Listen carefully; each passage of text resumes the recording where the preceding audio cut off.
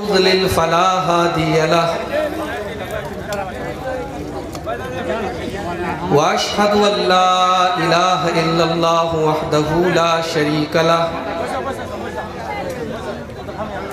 وأشهد أن محمدا عبده ورسوله يا أيها الذين آمنوا اتقوا الله حق تقاته ولا تموتن إلا وأنتم مسلمون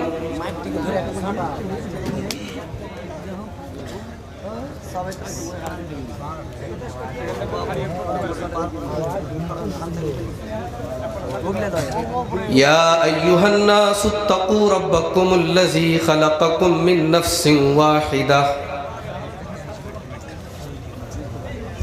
وخلق منها زوجها وبث منهما رجالا كثيرا ونساء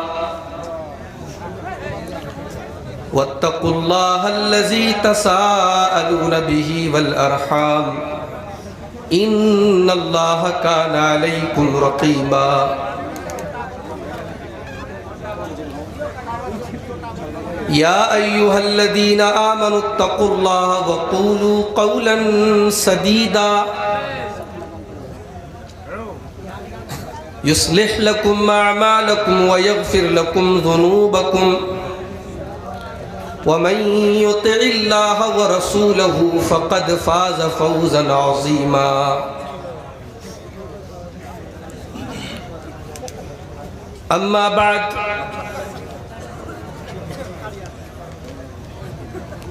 فإن خير الحديث كتاب الله وخير الهدي هدي محمد صلى الله عليه وسلم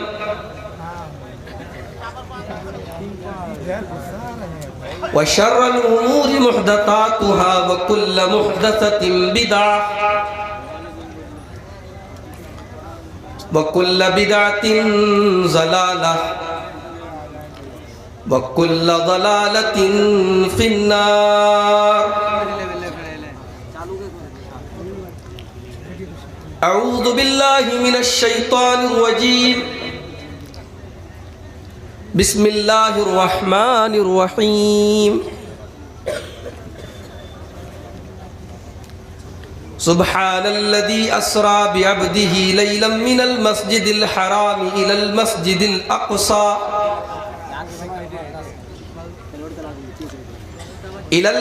الأقصى الذي باركنا حوله لنريه من آياتنا إنه هو السميع البصير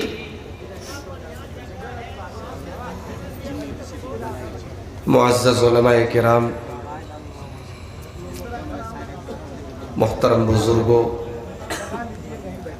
नौजवान साथियों, पर्दानशीन माँ और बहनों, प्यारे बच्चों,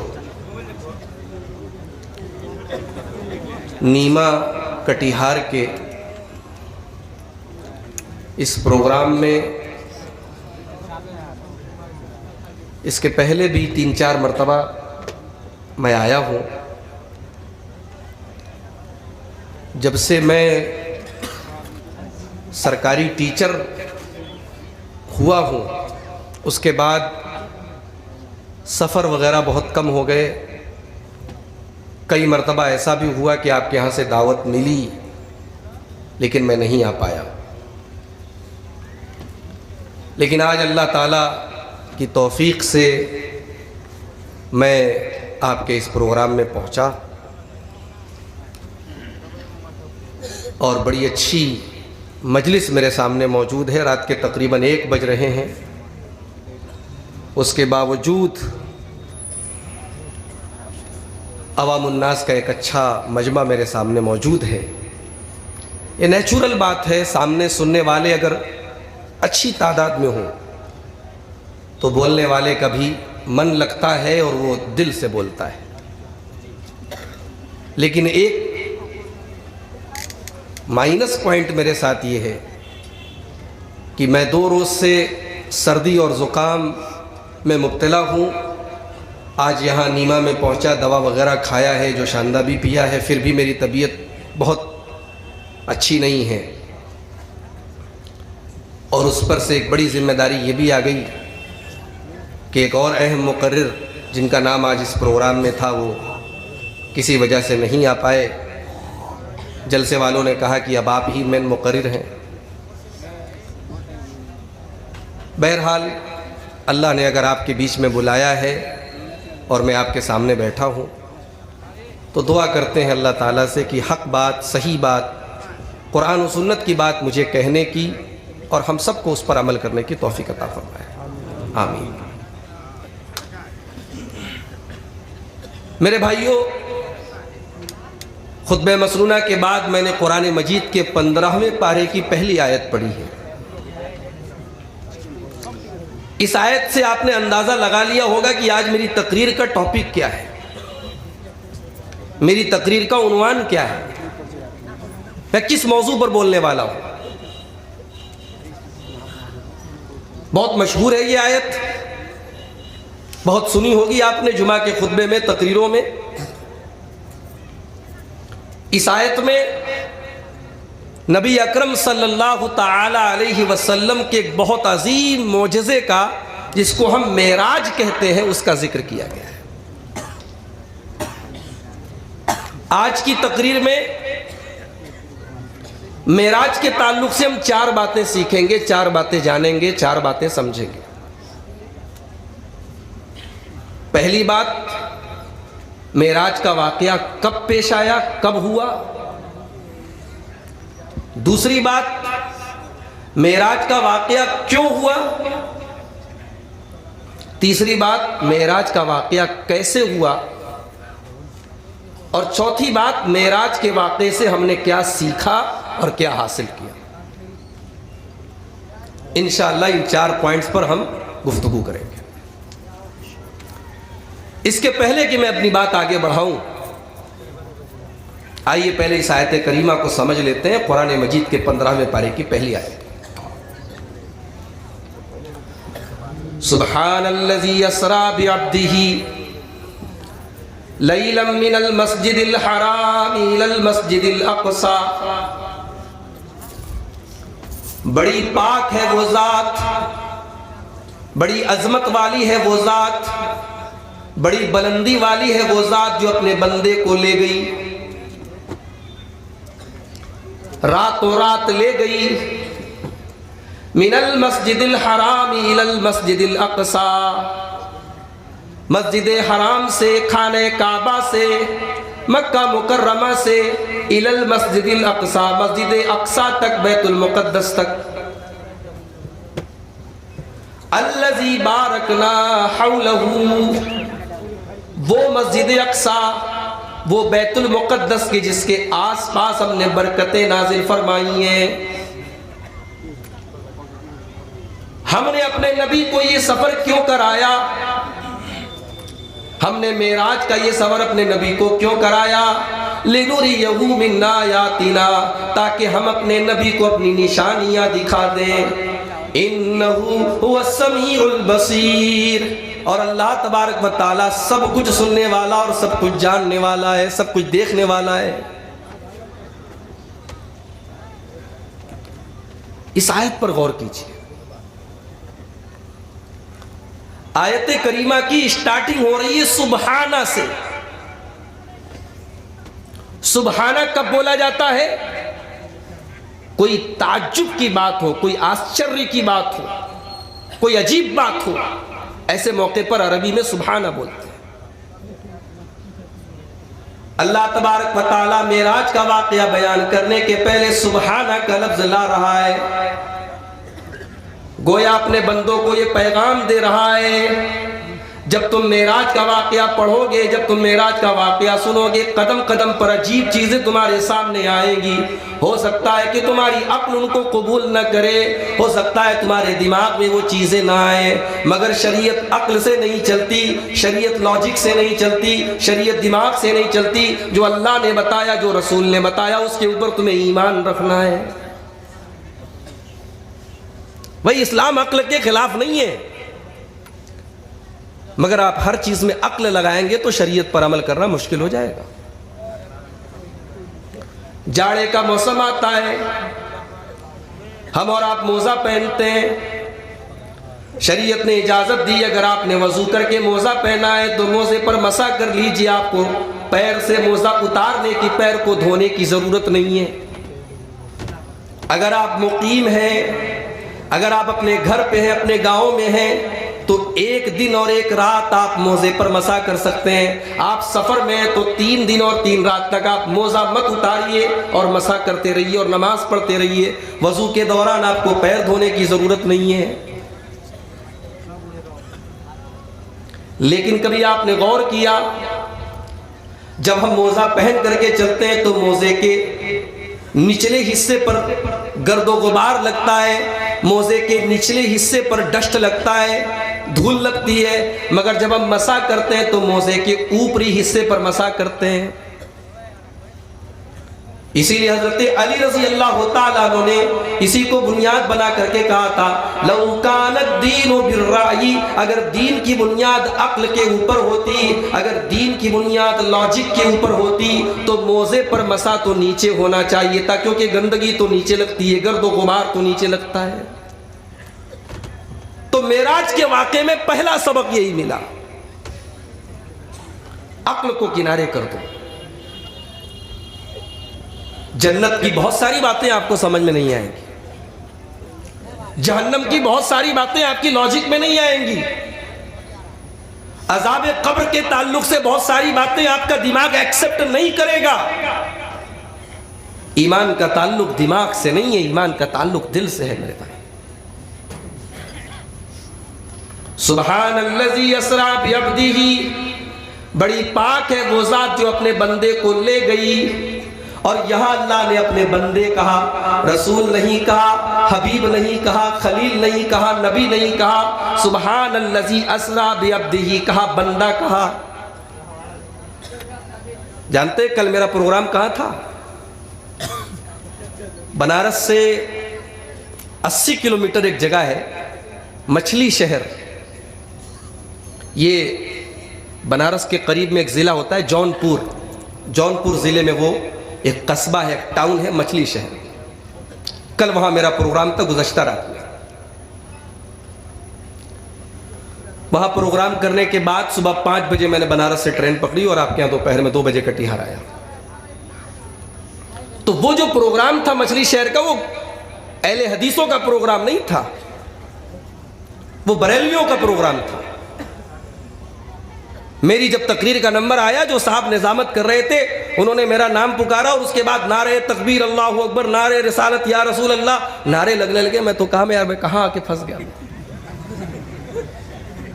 अब उसके बाद मैं ये भी डर रहा हूँ कि यार बरेलवियों का मजमा है, बरेलवी जो है बड़े जज्बाती होते हैं, कोई बात इनके खिलाफ हो गई तो जैसे बुलाया वैसे पीटेंगे भी ये सब। तो वहां मैंने इसी मेराज के मौजू पर तकरीर की थी। अच्छा, उनके जलसे का टॉपिक था मेराजुन नबी, जश्न मेराजुन नबी। तो वहां मैंने एक बात कही थी, वो बात आपके सामने भी रिपीट कर रहा हूं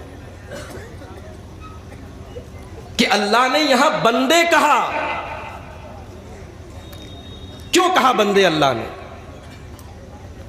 सुब्हानल्लज़ी अस्रा बिअब्दिही, बड़ी पाक है वो जात जो अपने बंदे को लेकर के गई। यहाँ अल्लाह ने बंदा कह करके ये मैसेज दे दिया, ये संदेश दे दिया, ओ लोगो, मेरा नबी मेराज के इस अजीम वाक़े पर, मेराज के इस सफ़र में जाने के बावजूद और अल्लाह ताला के यहाँ 7 आसमानों की सैर करने के बावजूद और नबियों की इमामत करने के बावजूद और सिदरतुल मुंतहा तक जाने के बावजूद और जन्नत और जहन्नम की सैर करने और देखने के बावजूद और अल्लाह तबारक व तआला से कलाम करने के बावजूद मेरा नबी मेरा बंदा है। मेरे नबी को मेरी बंदगी से निकालने की कोशिश न करना, मेरे नबी को मेरे मकाम तक, अल्लाह के मकाम तक जाने की कोशिश न करना। जब मैंने ये जुमला कहा ना, हर बात पे तो सुभान अल्लाह नारा लग रहा था। जब मैंने ये कहा पूरा मजमा एकदम खामोश, ये मौलवी साहब क्या बोल रहे हैं।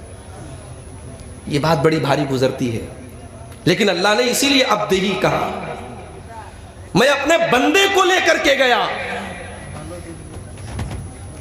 भाई नबी का मकाम बहुत ऊंचा है, मगर नबी अल्लाह के बंदे हैं। बंदा नहीं मानते तो रसूल नहीं मानते। हम नमाज पढ़ते हैं तो तहियात में भी हम यही कहते हैं, अशहदु अल्ला इलाहा इल्लल्लाहु व अशहदु अन्ना मुहम्मदन अब्दुहु व रसूलुहु।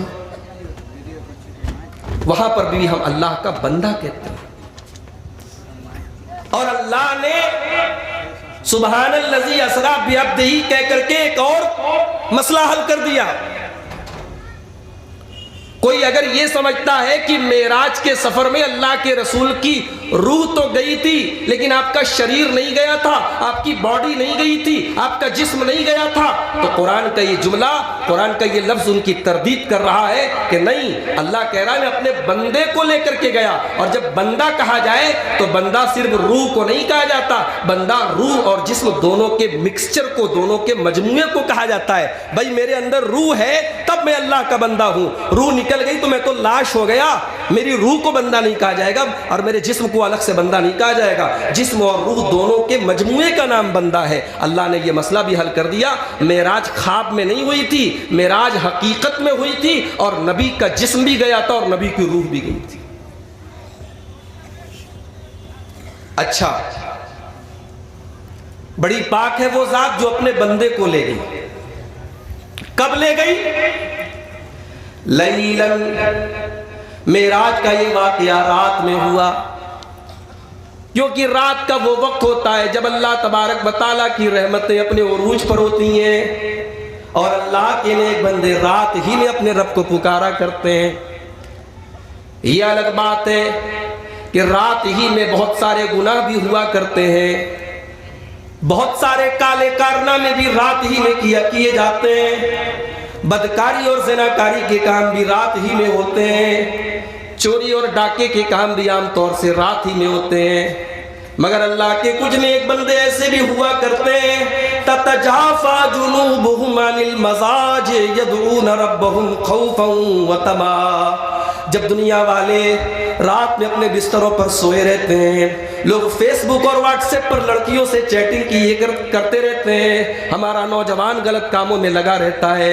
अल्लाह के कुछ नेक बंदे ऐसे भी होते हैं, ततजाफा जुनूबुहुम अनिल मज़ाज, वो अपने बिस्तरों से उठ करके अल्लाह को याद करते रहते हैं, वो तहज्जुद की नमाज पढ़ते रहते हैं, वो क़ियामुल लैल करते रहते हैं, वो अल्लाह की बारगाह में आंसू बहाते रहते हैं।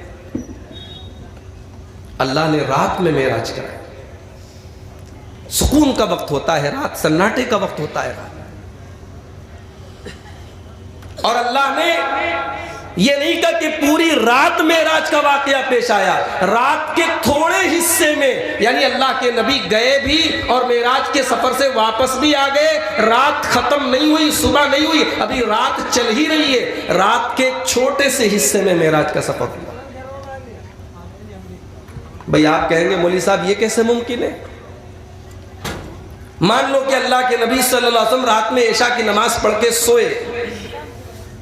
आम तौर से इशा की नमाज पढ़ते पढ़ते हमारे यहाँ के टाइम के मुताबिक 9 बज गया और सुबह फजर की अजान हो रही है 5 बजे, तो 3 घंटे इधर ले लो, 5 घंटे उधर, 8 घंटे की रात हो रही है फजर तक।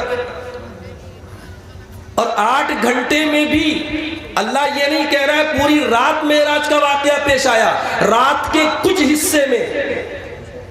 इसका मतलब कि 8 घंटे नहीं, 4 ही घंटे लगे, 3 ही घंटे लगे, 2 ही घंटे लगे। 2 घंटे में अल्लाह के नबी ने नमाज भी पढ़ाई, बैतुल मुक़द्दस भी गए, 7वां आसमान पर भी गए, नबियों से मुलाकात की, जन्नत को भी देखा, जहन्नम को भी देखा। मौलवी साहब बात समझ में नहीं आई? ये टाइम अल्लाह ने बनाया है। भाई ये घड़ी की सुई हमारे लिए चलती है, अल्लाह तबारक व तआला टाइम का मोहताज नहीं। अल्लाह ताला जब चाहे, जिसके लिए चाहे टाइम को रोक ले, समय को रोक ले। अल्लाह ने वक्त की रफ्तार को थाम दिया और मेराज का ये पूरा सफर नबी अकरम करके आए और अभी रात खत्म नहीं हुई। अल्लाह ताला हर शय पर कादिर है। अल्लाह ताला के किसी काम पर यह सवाल ही पैदा नहीं होता कि क्यों ऐसा हुआ और कैसे ऐसा हो गया। इन्नल्लाह अला कुल्लि शैइन क़दीर, अल्लाह हर शय पर कादिर है। अल्लाह ने अपने नबी को मेराज का यह सफर रात में कराया। अब यहां एक बात और समझ लो मेरे भाई, यह सफर 2 पार्ट में हुआ। पार्ट नंबर 1, मस्जिद हराम से मस्जिद अक्सा तक का सफर, इसको इसरा कहा जाता है। और मस्जिद अक्सा से आसमान तक का सफर, इसको मेराज कहा जाता है। और दोनों को मिला करके भी इकट्ठे मेराज कहा जाता है। मेराज का मतलब, मेराज बना है उरूज से, उरूज के माने चढ़ना। क्योंकि अल्लाह के नबी सल्लल्लाहु अलैहि वसल्लम एक सवारी पर जिसका नाम बुराक था, सवार होकर के आपको चढ़ाया गया, आपको ऊंचाई पे लेके जाया गया, इसलिए इसको मेराज कहा जाता है। और इसरा का मतलब रात में चलना, क्योंकि अल्लाह के नबी को रात में लेके जाया गया था, इसलिए इसको इसरा भी कहा जाता है। मेराज का वाकया कब हुआ, कोई डेट फिक्स नहीं है। अवाम में मशहूर है 27 रजब को मेराज हुई, मगर इसकी कोई दलील नहीं है। अभी आज एक साहब का फोन आया मेरे पास, मौलवी साहब मेरी बीवी 1000 रोजा रखे हुए है, वो कह रही है आज का रोजा रखने से 1000 रोजे का सवाब मिलता है। मैंने कहा कि अपनी बीवी से कहिए कि 1000 रोजे की दलील क्या है, उसके पास सबूत क्या है। भाई रोजा रखना बहुत अच्छी बात है, मगर आपने 27 रजब को रोजा रखा ये सोच करके कि आज के दिन रोजा रखने का सवाब है, इसकी दलील चाहिए। दलील नहीं है। और ये मसला याद रखिए कि ना तो 27 रजब को रोजा रखने का सबूत है, न 27 रजब की रात में इबादत करने का और नमाज पढ़ने का कोई सबूत है। ये दिन आम दिनों की तरह गुजारा जाए, ये रात आम रातों की तरह गुजारा जाए। इस रात में कोई खास इबादत साबित नहीं और इस दिन में रोजा साबित नहीं। क्यों? क्योंकि मेराज का वाकया किस रात में हुआ छोड़ो, किस साल हुआ, किस सन में हुआ, यह भी तय नहीं है। बहुत इख्तिलाफ है उलमा के दरमियान। हाफिज इब्न हजर रहमतुल्लाह अलैह ने 10 से ज्यादा अक़वाल लिखे हैं, 10 से ज्यादा बातें लिखी हैं मेराज का वाकया कब हुआ। उलमा के अपने अपने ओपिनियंस है। ज्यादा बेहतर और सही बात यह मालूम होती है कि मेराज का वाकया नबी अकरम सल्लल्लाहु अलैहि वसल्लम की हिजरत के 1 साल के पहले, तकरीबन 1 साल के पहले हुआ। और जानते हो किन हालात में मेराज का वाकया हुआ? अल्लाह के प्यारे नबी मक्का वालों को तबलीग करते करते और उनका जुल्म सितम सहते सहते, उनकी बातें सहते सहते अल्लाह के नबी मायूस हो चुके थे। आपके दिल में यह ख्याल आया मक्का वाले मेरी बात तो नहीं मानेंगे, चलो मक्का से थोड़ी दूर पर 100 किलोमीटर दूर पर एक जगह ताइफ पड़ती है, मैं ताइफ चला जाता हूं, वहां भी बहुत बड़े बड़े लोग रहते हैं, उनके सामने मैं इस्लाम की तबलीग करता हूं। अगर ताइफ के लोगों ने कलमा पढ़ लिया, अगर उन्होंने इस्लाम कबूल कर लिया तो शायद मक्का वालों के दिल भी नर्म हो जाए और वो मेरी बात मान ले। ये सोच करके अल्लाह के नबी ने हजरत ज़ैद इब्न हारिसा को अपने साथ में लिया और आप ताइफ की तरफ चल पड़े। कभी अल्लाह ताला आपको हज करने की तौफीक दे, उम्रा करने की तौफीक दे तो ताइफ जरूर जाइए। इबादत की नीयत से नहीं, सवाब की नीयत से नहीं, सैर व तफरी की नीयत से चले जाइए। बड़ा खूबसूरत इलाका है ताइफ का, पहाड़ी इलाका है, सऊदी अरब का कश्मीर कहते हैं उसको। 100 किलोमीटर का सफर नबी अकरम ने, उस जमाने में ऊंटों की सवारी होती थी, उस जमाने में घोड़े की सवारी होती थी, नबी अकरम ने घोड़े की सवारी नहीं की, आपने ऊंटों की सवारी नहीं की, आपने पैदल तय किया। क्यों पैदल तय किया? सवारी लेंगे तो लोगों को पता चल जाएगा, मक्का वालों को भी बताना नहीं है, उनसे छुपाना है। मसलहत का तकाजा यह है मक्का वालों को पता न चले। नबी अकरम ने पैदल तय किया और थोड़ा सा खाना अपने साथ में लेकर के अल्लाह के रसूल हजरत ज़ैद के साथ चल पड़े। जब अल्लाह के प्यारे नबी ताइफ में पहुंचे, आपने ताइफ वालों को इस्लाम पेश किया। ताइफ में एक बहुत बड़ा कबीला रहता था, सकीफ नाम का कबीला, उस कबीले के सरदारों के पास अल्लाह के प्यारे नबी गए और उनके सामने आपने इस्लाम की तबलीग की। आपने बताया अल्लाह के सिवा कोई माबूद नहीं है, मैं अल्लाह का आखिरी नबी हूँ, मैं अल्लाह का आखिरी रसूल हूँ। आपने इस्लाम के बारे में जब उनको बताया, उन ताइफ के लोगों ने कलमा पढ़ना तो बहुत दूर की बात है, नबी अकरम की बात मानना तो बहुत दूर की बात है, उन्होंने नबी का मजाक उड़ाया। उन्होंने कहा ओ मोहम्मद, अल्लाह को कोई और नहीं मिला था, तुमको नबी बना के भेज दिया। अरे हमको बनाता, हम तो बड़े लोग हैं, हम तो चौधरी लोग हैं, हम तो सकीफ के सरदार हैं, हम तो ताइफ जैसी खूबसूरत जगह में रहने वाले लोग हैं। अल्लाह ने हमको नबी नहीं बनाया, तुम्हारे जैसे यतीम को अल्लाह ने नबी बना दिया। अल्लाह के रसूल का मजाक उड़ाने लगे। नबी अकरम के दिल को ठेस पहुंची। इतनी दूर पैदल चल के आया हूं, 100 किलोमीटर का सफर तय करके आया हूं, ये बात मेरी मानने को तैयार नहीं, मेरा मजाक उड़ा रहे।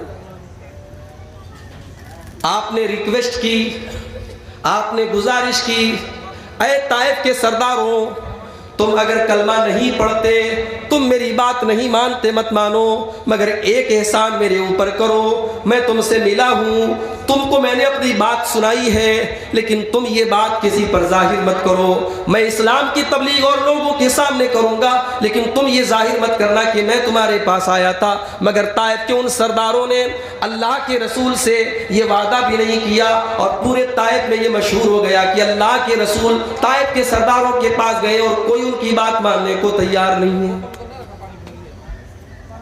एक हफ्ता गुजर गया, मेरा नबी ताइफ के गलियों में और ताइफ की सड़कों पे और ताइफ की बस्तियों में, अल्लाह के नबी लोगों के घर घर जाकर के इस्लाम की तबलीग कर रहे हैं, और एक आदमी भी मेरे नबी का कलमा पढ़ने को तैयार नहीं है, एक आदमी भी मेरे नबी की बात मानने को तैयार नहीं है। जब एक हफ्ता गुजर गया, अल्लाह के नबी ने हज़रत ज़ैद से कहा, ओ ज़ैद, ये पहाड़ों में रहने वाले लोग हैं, इनके सीने में जो दिल है वो भी पत्थर के जैसा हो चुका है। ऐ ज़ैद, चलो अब यहाँ से निकलते हैं, चलो यहाँ से चलते हैं। नबी अकरम जब ताइफ से निकलने लगे, ताइफ के सरदारों को पता चला कि मोहम्मद रसूलुल्लाह अपने मिशन में नाकाम होकर के वापस जा रहे हैं। उन्होंने अपने मोहल्ले के, अपने इलाके के जो लुच्चे लड़के थे, जो लफंगे किस्म के लड़के थे, जो बिल्कुल आवारा किस्म के लड़के थे, उनसे कहा, जाओ मोहम्मद को पत्थरों से मार मार के उसको तकलीफ पहुंचाओ, जाओ मोहम्मद के ऊपर दोनों तरफ से पत्थर बरसाओ। हाय हाय, चश्मे फलक ने ये मंजर भी देखा। रहमतुल लिल आलमीन, वो नबी जो कायनात के लिए रहमत बना करके भेजे गए हैं, वो नबी जो हमें और आपको जहन्नम की आग से बचाने के लिए दुनिया में आए हैं, उस नबी पर ताइफ में दोनों तरफ से पत्थर बरसाए जा रहे हैं। अल्लाह के रसूल को हजरत ज़ैद रज़ी अल्लाह ताला अन्हु बचाने की कोशिश कर रहे हैं, मगर वो कहां से बचाते, पत्थर तो चारों तरफ से बरस रहे हैं। अल्लाह के नबी लहूलुहान हो जाते हैं, आपके जिस्म से खून रिसने लगता है, आपके जूते खून से सन जाते हैं, आपके जूते खून से भर जाते हैं। बड़ी मुश्किल से ताइफ से 3 किलोमीटर आगे एक जगह है कर्नुस्सालिब, वहाँ एक बागीचे में अल्लाह के रसूल को चैन मिलता है, सुकून की सांस लेते हैं, एक खजूर के पेड़ के नीचे बैठते हैं और अल्लाह की बारगाह में हाथ उठाते हैं और कहते हैं, अल्लाह, ये तूने मुझे किन लोगों के हवाले कर दिया है। आय अल्लाह, ये वो लोग हैं जो मेरा मकाम नहीं समझते। आय अल्लाह, ये मुझे रसूल मानना तो बड़ी दूर की बात है, ये तो मुझे इंसान भी नहीं मानते। अल्लाह के नबी ने अपने दिल का दर्द अपने रब के सामने पेश किया, कहा, अल्लाहुम्मा इन्नी अश्कु इलैका ज़ुफ़ क़ुव्वती व क़िल्लत हीलती व हवानी अलन नास। आय अल्लाह, मैं कमज़ोर हूँ, आय अल्लाह, मेरी कोई तदबीर काम नहीं कर रही है, आय अल्लाह, लोगों की नज़र में मैं ज़लील हो गया हूँ, लेकिन आय अल्लाह, मैं शिकायत करता हूँ तो तेरी बारगाह में करता हूँ। नबी अकरम ने शिकायत भी की, अपने दिल का दुखड़ा भी पेश किया तो अल्लाह की बारगाह में पेश किया। और उसी दुआ में अल्लाह के रसूल ने एक बात यह भी कही कि ऐ अल्लाह, अगर तू मुझसे नाराज नहीं है, अगर तू मुझसे राजी है, सारी कायनात मुझसे नाराज हो जाए, मुझे कोई परवाह नहीं है। अय अल्लाह तू राजी हो जाए ये मेरा मकसद है, तेरा राजी होना ये मेरे लिए अहम है। अय अल्लाह सारी कायनात नाराज हो जाए, मुझे कोई परवाह नहीं है। हजरत जिब्राइल आते हैं, अय अल्लाह के नबी, इन ताइफ के लोगों ने आपके साथ बड़ी ज़्यादती की है, आपके साथ बड़ा बुरा सलूक किया है, ये पहाड़ों का फरिश्ता आपके पास आया है, ये आपसे इजाजत मांग रहा है, इन ताइफ के लोगों को दोनों पहाड़ों में रख के पीस दिया जाए, इनको खत्म कर दिया जाए, इनसे बदला ले लिया जाए। मेरा नबी बदला लेने वाला नहीं था, मेरा नबी इंतकाम लेने वाला नहीं था, मेरे नबी ने अपनी जात के लिए इंतकाम किसी से नहीं लिया। नबी अकरम ने फरमाया नहीं नहीं, अगर ये ईमान नहीं लाते न लाए, हो सकता है कि इनकी आने वाली नस्लें ईमान लाए। सलाम उस पर कि जिसने गालियां खाकर दुआएं दी, सलाम उस पर जो दुनिया के लिए रहमत ही रहमत है। मेरे नबी ने उन पत्थर बरसाने वालों से भी बदला नहीं लिया। मेरे भाई का ये ईमान नहीं लाते, इनकी आने वाली नस्लें ईमान लाएंगी, मैं मायूस नहीं हूं। आज भारत का मुसलमान मायूस हो रहा है, तरह तरह की बातें हो रही हैं। लोग कहते हैं कि पता नहीं इस देश में आगे हमारा भविष्य कैसा होने वाला है, इस देश में हम रह पाएंगे कि नहीं रह पाएंगे, हमारे बच्चों का क्या होगा, हमारे फ्यूचर का क्या होगा।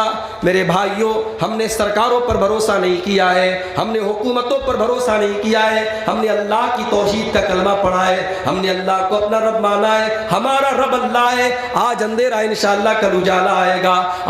आज नाउम्मीदी नजर आ रही है, लेकिन कल उम्मीद की किरणें जरूर नजर आएंगी। हमें मायूस होने की, हमें नाउम्मीद होने की जरूरत नहीं है, हमें अल्लाह की जात पर भरोसा रखना चाहिए। मायूस क्यों होते? मायूसी की चादर को उतारो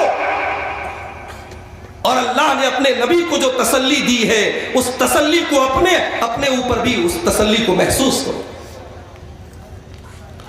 वज़्ज़ुहा वल्लैलि इज़ा सजा मा वद्दअक रब्बुका वमा क़ला।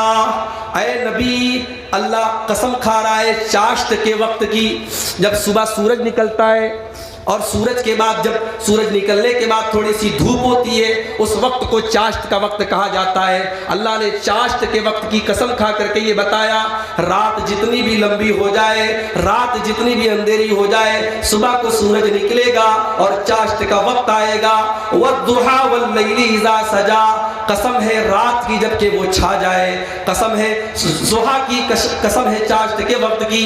मा वद्दअक रब्बुका वमा क़ला। ऐ नबी, आपके रब ने आपको छोड़ा नहीं है, आपका रब आपसे नाराज नहीं है। वलल्लाखिरतु खैरुल लक मिनल ऊला। आने वाला वक्त बेहतर होगा पहले वाले वक्त से। हिंदुस्तान के मुसलमानों, भारत के मुसलमानों, अल्लाह ने अपने नबी को ये तसल्ली दी है, वो तसल्ली हमें अपने ऊपर भी महसूस करनी चाहिए। इंशाअल्लाह आने वाला वक्त हमारा होगा, लेकिन हमें अल्लाह की जात पर यकीन और ईमान होना चाहिए, हमें मायूस नहीं होना चाहिए। नबी अकरम मायूस नहीं हुए मेरे भाई। गुजरात के अहमदाबाद में हमारी एक मुसलमान बहन ने खुदकुशी कर ली। खुदकुशी के वाकयात बहुत होते हैं भारत भर में, लेकिन ये खुदकुशी मीडिया में आ गई, सोशल मीडिया में आ गई। क्यों? क्योंकि उस लड़की ने मरने के पहले एक वीडियो बनाया और वीडियो में उसने कहा अपने माँ बाप से कि मेरे शौहर से जो मुकदमा चल रहा है, जो केस चल रहा है, खत्म कर दो, मैं जिंदगी से थक गई हूं, मैं मरने जा रही हूं, खुदकुशी करने जा रही हूं। आयशा बानो नाम था उस लड़की का। अहमदाबाद में साबरमती नदी में उसने कूद करके जान दे दी। मरने के पहले अपने बाप से उसने बात की थी, माँ बाप से। उसकी फोन रिकॉर्डिंग भी आज इंटरनेट पर मौजूद है। बाप समझा रहा है, बेटी घर चली आ, कहती है नहीं मेरी लाश यहां से जाएगी। भाई जिंदगी में प्रॉब्लम तो है, मसाइल है, कौन दुनिया में कोई ऐसा नहीं जिसको कोई टेंशन ना हो, कोई दुख ना हो। टेंशन और दुख का ये मतलब नहीं है मेरे भाइयों कि हम खुदकुशी कर लें, हम आत्महत्या कर लें। ये जिंदगी अल्लाह ने हमें दी है, इसे खत्म करने का हमें इख्तियार नहीं है। खुदकुशी हराम है इस्लाम में। जितने बुरे हालात आ जाए खुदकुशी नहीं कर सकते, और खुदकुशी करने वाला बहुत बड़ा गुनहगार है। वो जैसे खुदकुशी करेगा जहन्नम में वही अजाब उसको दिया जाएगा। ये मायूसी है, ये नाउम्मीदी है। इस्लाम में मायूसी और नाउम्मीदी की इजाजत नहीं है। इस्लाम उम्मीद की किरण जगाता है। मेरे प्यारे भाई, नबी अकरम ताइफ से वापस आए, अल्लाह की जात पर भरोसा है, मायूस नहीं हुए, पत्थर खाए हैं, एक हफ्ता ताइफ में रहे, किसी ने कलमा नहीं पढ़ा, मगर मेरे नबी मायूस नहीं हुए। मक्का आकर के फिर अपने मिशन में लग गए। कुछ ही दिनों के बाद अल्लाह के नबी के साथ एक और ट्रेजेडी हो गई। आपकी वफादार बीवी, आपकी जानिसार बीवी हजरत खदीजा रज़ी अल्लाह तआला अन्हा, जो हर मौके पर आपका साथ दिया करती थी। जब दुनिया वाले मेरे नबी को सताया करते थे, मेरे नबी को शायर कहा करते थे, मेरे नबी को तकलीफें दिया करते थे, मेरे नबी जब नमाज पढ़ते थे आपके ऊपर ऊँटनी की ओझड़ी ला करके डाल दिया करते थे, मेरे नबी जब नमाज पढ़ते थे आपकी गर्दन में चादर डाल करके आपका गला दबाने की कोशिश किया करते थे। मेरे नबी इन हालात से मायूस होकर के जब घर में जाते थे और अपनी बीवी खदीजा को अपनी सारी दास्तान सुनाते थे, वो बीवी आपको तसल्ली दिया करती थी, वो आपको सुकून दिया करती थी, वो बीवी आपका हौसला बढ़ाया करती थी। अल्लाह के नबी को अपनी बीवी से बड़ा हौसला मिलता था। एक अच्छी बीवी मिल जाए, इंसान की जिंदगी कामयाब हो जाए। बीवी ऐसी भी होती है जो शौहर के दुख को हल्का कर देती है, और बीवी ऐसी भी होती है जो शौहर के दुख को बढ़ा देती है। शौहर जब बाहर की टेंशन लेके घर में आए तो बीवी का काम ये नहीं है कि वो कुछ और टेंशन उसको दे दे। सास ने ये बोला, ससुर ने ये बोला, देवर ने ये बोला, देवरानी ने ये बोला, जेठानी ने ये बोला, वो बेचारा बाहर काम से, धंधे से, नौकरी से, मार्केट से परेशान होकर के घर आया है और घर में ये अपनी राम कहानी लेके बैठ गई। शौहर बेचारा जो है और टेंशन में हो जाता है। वो कहता है कि मैंने घर में आके कौन सी गलती कर दी। मेरी प्यारी माओ बहनों, एक अच्छी बीवी अगर आपको बनना है तो हजरत खदीजा आपके लिए आइडियल और नमूना है। याद करो जब अल्लाह के रसूल के ऊपर कुरान की पहली आयत नाजिल हुई थी और अल्लाह के नबी के ऊपर नबूवत की जिम्मेदारी डाली गई थी, अल्लाह के नबी जब अपने घर आए, गर्मी का मौसम था लेकिन अल्लाह के नबी कांप रहे थे। आपने खदीजा से कहा है, खदीजा कंबल लाओ और जल्दी से मुझे कंबल उड़ा दो, मुझे ठंडी लग रही है। हजरत खदीजा ने जल्दी से कंबल ला करके दिया, चादर ला करके दिया। कहा है मेरे सरताज क्या बात है, आप इतने घबराए क्यों हैं? नबी अकरम ने फरमाया, लक़द खशीतु अला नफ्सी, ऐ खदीजा मुझे अपनी जान का डर महसूस हो रहा है, मुझे ऐसा लग रहा है कि मेरी जान चली जाएगी। अल्लाह ने बहुत बड़ा बोझ मेरे ऊपर डाल दिया है, बहुत बड़ी जिम्मेदारी मेरे ऊपर डाल दी है, मुझे नहीं लगता है कि मैं ये जिम्मेदारी उठा पाऊंगा, मुझे डर है मेरी जान न चली जाए। अल्लाह के नबी टेंशन में। मेरी प्यारी माओ बहनों, अब खदीजा के जो अल्फाज हैं उसको कान नहीं दिल के पर्दे, और दिल पर हाथ रख के जरा सोचो कि खदीजा ने अपने शौहर को क्या जवाब दिया। कहा है मेरे सरताज, कल्ला वल्लाहि मा युखज़ीक अल्लाहु अबदा इन्नका लतसिलुर रहीम व तुक्सिबुल मादूम व तुक़रिज़ दैफ़ व तुईन अला नवाइबिल हक़्क़ि। ऐ मेरे सरताज, आप तो गरीबों के सहारा हैं, आप तो यतीमों के सर पे हाथ फेरा करते हैं, आप तो मेहमानों को खाना खिलाते हैं, आप तो रिश्तेदारों के साथ भलाई करते हैं, आप तो लोगों के सुख दुख में काम आते हैं। अगर अल्लाह ने इतनी बड़ी जिम्मेदारी आपके कंधे पर डाली है तो अल्लाह ये जिम्मेदारी पूरी भी कराएगा। आपको परेशान होने की जरूरत नहीं है, अल्लाह आपको कभी रुसवा नहीं करेगा, अल्लाह आपको कभी जलील नहीं करेगा। खदीजा के ये अल्फाज मुहम्मदुर रसूलुल्लाह के कलेजे पर मेरे भाइयों ठंडक पहुंचाते हैं, मेरे नबी के कलेजे को, और मेरे नबी को सुकून मिल जाता है। आज खदीजा के जैसी बीवियां नहीं मिलती मेरे भाई। मियां बीवी में झगड़ा हो रहा था, बीवी ने कहा शौहर से, अरे मैं क्या क्या संभालूं, तुम्हें संभालूं, तुम्हारे बाप को संभालूं, तुम्हारी मां को संभालूं, तुम्हारे घर को संभालूं, क्या क्या संभालूं। शौहर ने कहा तू खाली जुबान संभाल ले, बाकी सब संभल जाएगा। जुबान पर कंट्रोल नहीं है, घरों के हालात खराब है मेरे भाई। यकीनन हर जगह औरत गलत नहीं है, सही भी है, हर जगह गलती बहू की नहीं सास की भी है, लेकिन जुबान अगर कंट्रोल कर ले घर जन्नत बन सकता है। नबी अकरम से पूछा गया अय्युन्निसाई खैर, अल्लाह के नबी सबसे बेहतरीन औरत कौन सी है? नबी अकरम ने फरमाया अल्लती तसुर्रुहु इज़ा नज़र, जब शौहर अपनी बीवी को देखे तो खुश हो जाए।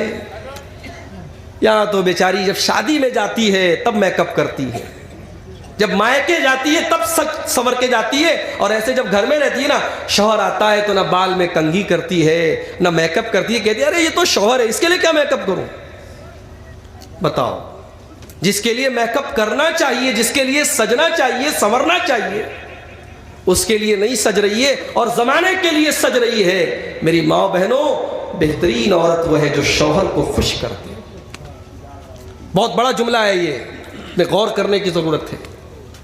जायज हुदूद में रह करके शौहर को खुश करने की सारी किस्में इस हदीस के इस एक टुकड़े के अंदर आ गई कि शौहर, बेहतरीन बीवी वो है जो शौहर देखे तो खुश हो जाए।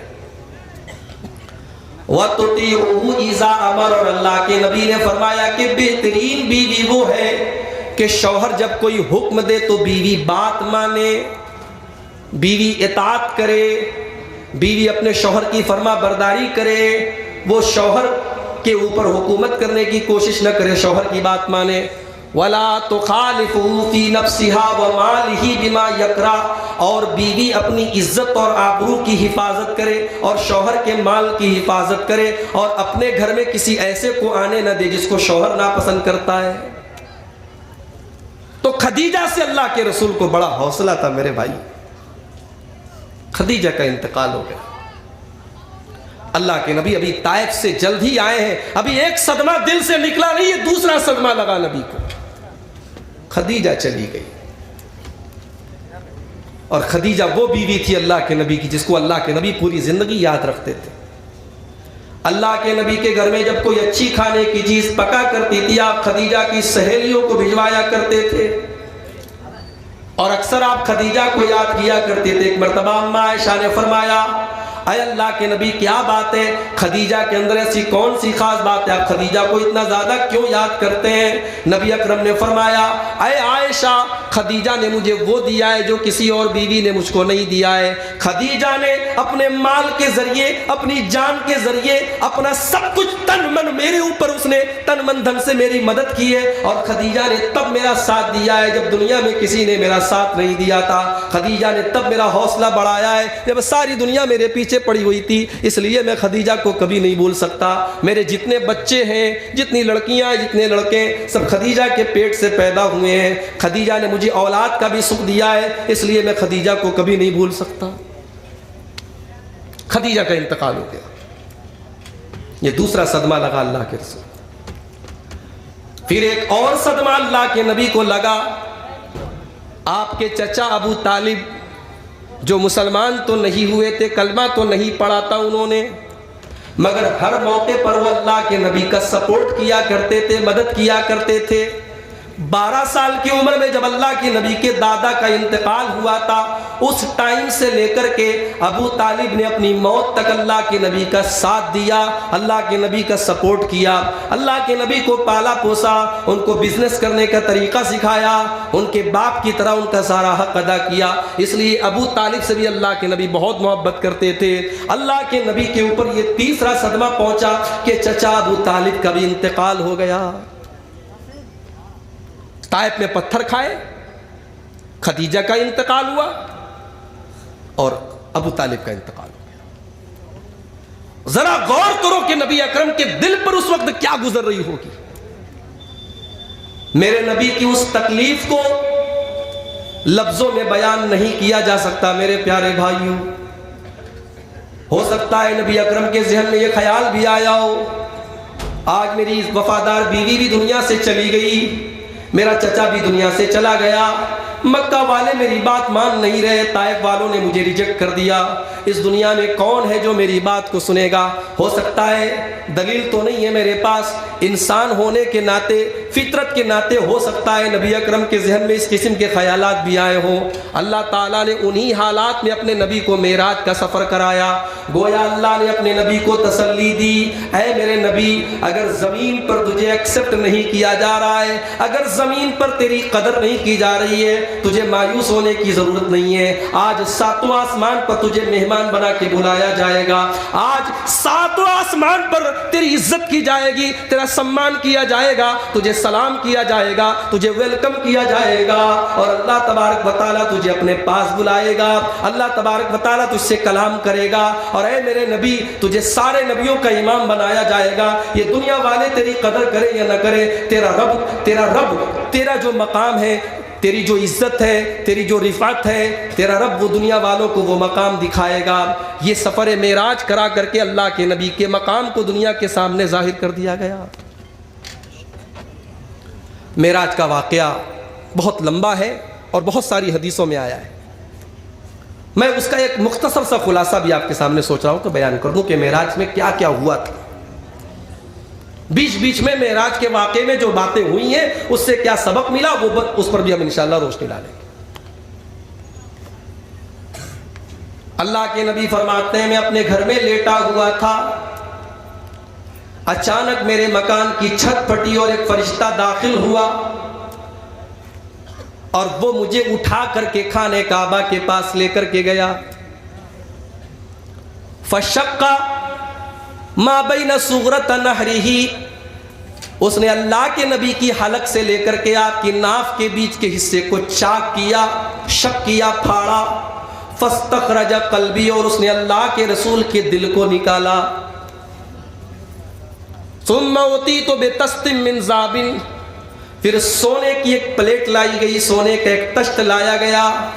ममलूइन ईमान व हिकमतन, जो ईमान और हिकमत से भरा हुआ था। अल्लाह के नबी के कलेजे को, अल्लाह के नबी के दिल को हजरत जिब्राइल अलैहिस्सलाम ने पहले जमजम से धोया और उसके अंदर ईमान और हिकमत को भरा और फिर अल्लाह के नबी के सीने में प्लांट कर दिया। ये दुनिया की पहली ओपन हार्ट सर्जरी थी जो जनाब मुहम्मदुर रसूलुल्लाह के ऊपर की गई। सीना चाक किया, दिल निकाला, जमजम से धुला, ईमान और हिकमत को भरा और दिल को एज इट इज जैसे वो था प्लांट कर दिया, वहां पे सेट कर दिया। और ये भी नोट कर लो कि नबी अकरम की जिंदगी में ये वाकया 3 मरतबा ऐसा हुआ कि आपका सीना चाक किया गया। एक मरतबा जब आप 2.5 से 3 बरस के थे और दाई हलीमा के घर आप दूध पीने के लिए उनके घर आपको ले जाया गया था और उनके बच्चों के साथ आप खेल रहे थे। उस मौके पर हज़रत जिब्राइल आए थे और आपका सीना चाक करके आपके दिल को उन्होंने साफ करके फिर भरा था। ये पहला वाकया नबी अकरम की जिंदगी में हुआ था। फिर दूसरी मरतबा जब अल्लाह ने आपको नबी बनाया और आपको नबूवत अता की गई 40 साल की उम्र में, फिर आपके सीने को चाक करके ये वाकया पेश आया। और तीसरी मर्तबा मेराज के मौके पर आपके सीने को चाक करके आपके दिल को साफ किया गया। उसके बाद अल्लाह के नबी को सवार करने के लिए सवारी लाई गई। तुम उतीतु बिल बुराक, फिर एक सवारी लाई गई जिसका नाम बुराक था। हमारे यहां इसको बुर्राक बोलते हैं, बुर्राक नहीं, वो बुराक है। और बुराक बना है बर्क से, बर्क के माने बिजली, इतनी तेज वो सवारी थी उसका नाम बुराक पड़ गया। और वो सवारी कैसी थी? नबी अकरम ने फरमाया, दाबतुन फौकल हिमारी व दूनल बगली, वो गधे से उसकी हाइट थोड़ी ज्यादा थी और खच्चर से थोड़ी कम थी। यदौहा फिरहु इंद अक्सा तरफिही, और जहां तक इंसान की निगाह जाती है वहां तक बुराक का एक कदम पड़ता था। वो इतनी तेज रफ्तार सवारी थी। जब अल्लाह के प्यारे नबी उस बुराक के ऊपर सवार हुए, तिरमिज़ी की सही रिवायत है, हजरत जिब्राइल ने बुराक से कहा कि ऐ बुराक, क्या तुझे मालूम है आज तेरे ऊपर कौन सवार हुआ है? अकरमुल खल्क़ी, अल्लाह के सारे बंदों में सबसे नेक बंदा और सबसे अल्लाह की नज़र में जिसका मकाम सबसे ऊंचा है, अल्लाह का सबसे ऊंचे मकाम वाला बंदा आज तेरी पीठ पर बैठा है। बुराक के पसीने छूट गए कि इतनी अजीम हस्ती आज मेरे ऊपर सवार हुई है। अब यहां से अल्लाह के नबी का सफर शुरू। अल्लाह के नबी कहते हैं, वो सवारी मुझे बैतुल मुक़द्दस लेकर के गई। जब मैं बैतुल मुक़द्दस में पहुंचा तो बैतुल मुक़द्दस में एक कड़ा लगा हुआ था और वहां पर जितने नबी आए थे उन्होंने अपनी सवारियों को उसी कड़े में बांधा था। नबी अकरम ने बुराक को भी उसी कड़े में बांधा। उसके बाद आप मस्जिद में दाखिल हुए, आपने वहाँ देखा कि नूह अलैहिस्सलाम भी मौजूद हैं, इब्राहीम अलैहिस्सलाम भी मौजूद हैं, मूसा और ईसा भी मौजूद हैं, यूसुफ और अय्यूब भी मौजूद हैं। सारे नबियों की जमात मौजूद है, सारे रसूलों की जमात मौजूद है, लेकिन इमाम का इंतजार हो रहा है। कोई भी नबी आगे बढ़ करके इमामत करने को तैयार नहीं है। जब अल्लाह के नबी वहां पर पहुंचे, आप फरमाते फहानतिस सलाह, नमाज का वक्त हुआ, फअममतुहुम, और मैंने सारे नबियों को नमाज पढ़ाई, सारे नबियों की इमामत कराई। अल्लाह अकबर। अल्लाह के बंदों में सबसे ऊंचा मकाम नबियों का होता है, और सारे नबियों की इमामत करा रहे हैं जनाब मोहम्मद रसूलुल्लाह। गोया अल्लाह ने अपने नबी को सारे नबियों का इमाम बना करके ये पैगाम दे दिया, ओ लोगों, ये मेरा नबी आखिरी नबी है। नूह अलैहिस्सलाम तो एक वक्त के नबी थे, इब्राहीम एक वक्त तक के नबी थे, मूसा अलैहिस्सलाम अपनी कौम के नबी थे, ईसा अलैहिस्सलाम अपनी कौम के नबी थे, लेकिन ये मेरा नबी क़यामत तक का नबी है। इसके बाद कोई नबी आने वाला नहीं है, ये क़यामत तक के आने वाले इंसानों का नबी है। और